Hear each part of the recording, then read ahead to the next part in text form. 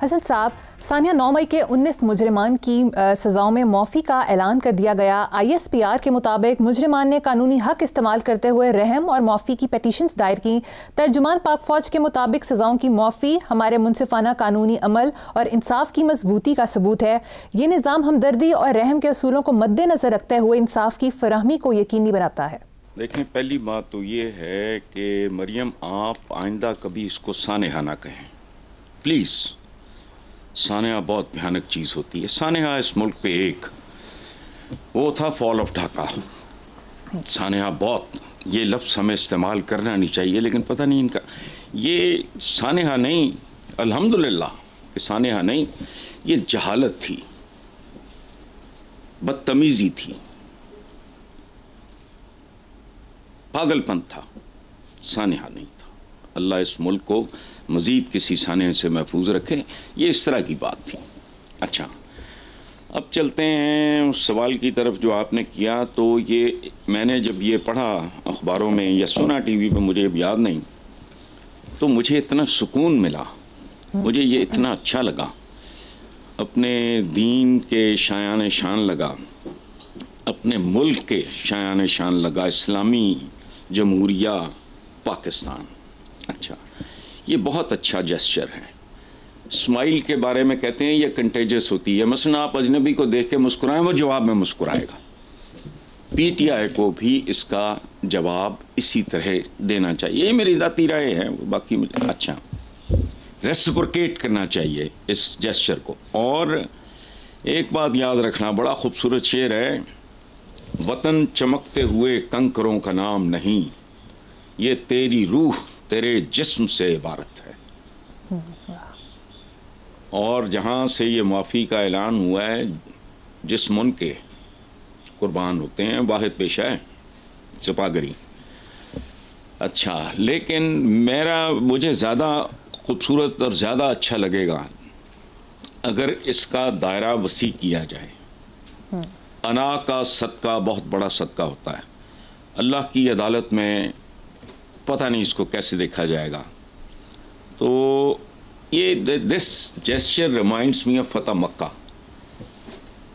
मैं करोड़ों बार तौबा करके, मैं अक्सर अपने दोस्तों को कहता हूँ कि हिंद मुझे नज़र आ जाती तो मैं ना छोड़ता। हज़रत अमीर हमज़ा का कलेजा चबाने वाली, और बहुत पढ़ाते नहीं हैं तफसील से हमें, जो उसने किया था, हुजूर ने उसको भी माफ़ कर दिया। अंदाज़ा लगाओ, बदतरीन दुश्मन के घर के बारे में सिंबॉलिक बात है। अदरवाइज़ ये था कि जो अपने घर का दरवाज़ा बंद कर ले उसको भी अमान है, लेकिन उसको इज्जत देने के लिए अबू सुफियान को कहा कि जो उसके घर में बना। सुभान अल्लाह। हज़रत बिलाल ने जब अजान शुरू की तो 2-3 बच्चे ना कॉपी कर रहे थे, जैसे मजाक नहीं उड़ाते बच्चे, 12-12, 14-14, 15-15 साल के। तो जब अजान वो दे चुके, हुजूर ने कहा कौन था? उन बच्चों में से बाकी तो डर गए, एक ने कहा जी मैं था। हुजूर ने बुलाया, वो बच्चा आया तो कहा तेरी आवाज़ बहुत अच्छी है बेटा, एक बार तू अजान दे। ओए, किन के वारिस, किन के आशिक होने के हम तज़किरे करते हैं। तो फतह मक्का का जेस्चर पूरे इस्लाम में प्रैक्टिस हो रहा होता तो आज मुसलमानों की हालत ना होती। कल मैं एक तफसीली प्रोग्राम देख रहा था, द लास्ट डेज ऑफ कायद आज़म मोहम्मद अली जिन्ना। हमने यही कुछ किया है। सो ये इतना खूबसूरत जेस्चर है, और बड़ों को बच्चों के साथ इसी तरह बिहेव करना चाहिए। और बड़ों से मुराद मेरी को एज में कम ज़्यादा नहीं,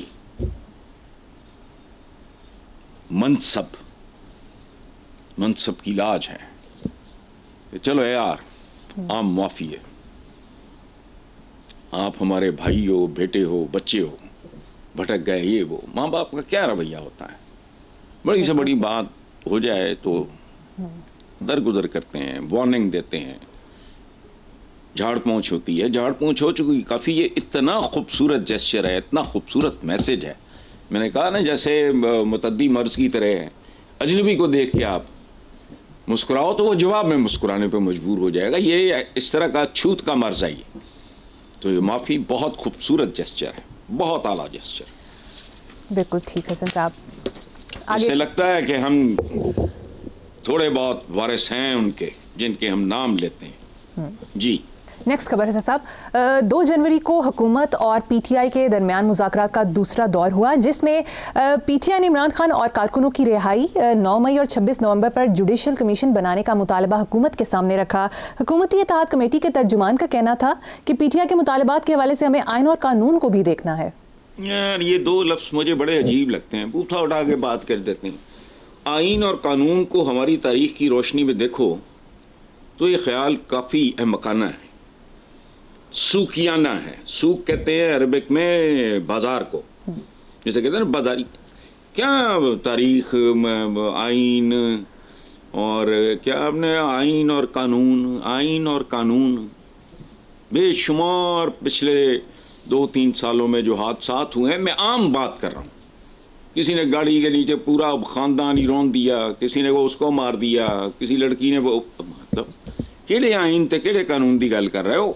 करने वाली बात करो। कोशिश ये देखो, बेसिकली आपका दूसरा सवाल भी पहले सवाल की एक्सटेंशन है। मैं तो कहता हूं इसी तरह ही सोचो। मुल्क किसी की अना से बड़ा नहीं है, कोई हो। यह है तो सारे लल्ले तलल्ले हैं, सारी मौजें मस्तियां हैं। अल्लाह इसको अपनी अमान में रखे। पाकिस्तान से बड़ी अना किसी की नहीं हो सकती या होनी नहीं चाहिए। ये जो बात आपने की है ना कि दूसरा दौर, तीसरा दौर नतीजा खेज हो, दुआ करो अल्लाह इनको हिम्मत दे, हौसला दे, ग्रेस दे, इनमें कोई गहराई हो। ये लॉन्ग टर्म्स हम छिछोरे अगले हफ्ते का, अगले महीने का, अगले साल का प्लान करते हैं। हमारा लॉन्ग टर्म कुछ होता ही नहीं। करें भी अच्छा इनिशिएटिव हो, उसमें फॉलो अप नहीं होता। 2, 4, 6, 8 महीने का ड्रामा होता है, उसके बाद गुम, उसके बाद गायब। सो अच्छी बात है। और इसमें देखो, बात सुनो, हुकूमत है, चाहे वो 47 की हो या जो भी है, हुकूमत है। उनको एक एज हासिल है, उसी एज के हिसाब से उनका ज़र्फ भी ज़्यादा होना चाहिए, उनके जहन में कुशादगी भी ज़्यादा होनी चाहिए। लेकिन अगर आपने ये बंटे खेलने हैं तो खेलते जाओ। आइन और कानून को भी देखना है तो देख लो, बाकी अपनी तारीख भी देख लो। आइन और कानून से कितना लाड प्यार चाहो है आप लोगों को, शौक पूरा हो जाएगा। चलें। अच्छा साहब, इसी हवाले से साबिक वज़ीर आज़म और पीपल्स पार्टी के मरकज़ी रहनुमा राजा परवेज़ अशरफ ने कहा है कि इस वक्त मुज़ाकराती कमेटी का माहौल बेहतर है, वक्त आने पर आसिफ अली जरदारी, नवाज शरीफ और इमरान खान भी बैठ सकते हैं। आपके ख्याल में ऐसा मुमकिन होगा?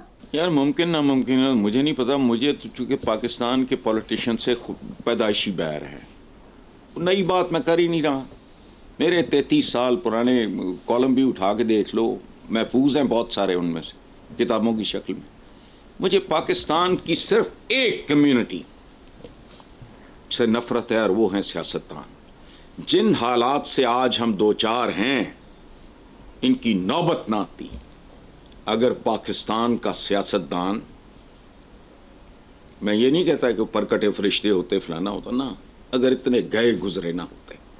अंदाज़ा लगाओ ना, एक बंदे का, एक वज़ीर का बयान है कि जब हम इक़्तिदार से बाहर होते हैं पुलिस पीछे पीछे होती है, इक़्तिदार में होते हैं तो आगे आगे होती है। What is this? मुझे उस सराइकी वज़ीर का आज तक जुमला नहीं भूलता, उसका नाम भूल गया हूँ मैं। परवेज़ मुशर्रफ साहब के ज़माने में उसने हलफ उठाया तो उसका मुझे फ़ोन आया। उसने कहा कि मुबारक हो हसन भाई, वो जैसे वो टिपिकल उनका लहजा होता है। तो मैंने कहा जी खैर मुबारक, लेकिन किस बात की? तो उसने कहा तुहाडे भरा दी गड्डी ते भी सराइकी लहजे में टाकी लग गई है। ये मेंटालिटी है, ये प्रोटोकॉल, ये ट्रैफिक सिखाएंगे। ये लोगों के वोटों की भीख लेके आने वाले उन पर सड़कें बंद करते हैं। ये इनके रवैये ही और तरह के। ओ मैं सूफी शायर का याद आता है, नीचा दी अशनाई कोलों फैस किसे ना पाया। तो बहरहाल ये जो बात कर रहे हैं राजा परवेज़ अशरफ, तो ऐसा हो जाए तो और क्या चाहिए, सारे बैठ जाएं। कोई रिश्तेदारी तो नहीं करनी ना। आपने मुल्की मसाइल का, इस मुल्क की बदनसीबी है कि अब इन लोगों के हाथों में है मामला, पता नहीं कब तक रहेगा। तो कोई जाति तो नहीं, कोई रिश्तेदारियां तो नहीं करनी ना आपस में।